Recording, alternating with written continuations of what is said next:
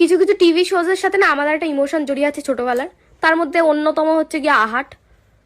কিন্তু আহাট আমি যতবার দেখি, মানে এখনো দেখি, ততবার দেখি ভূতগুলো না করতে করতে আসে।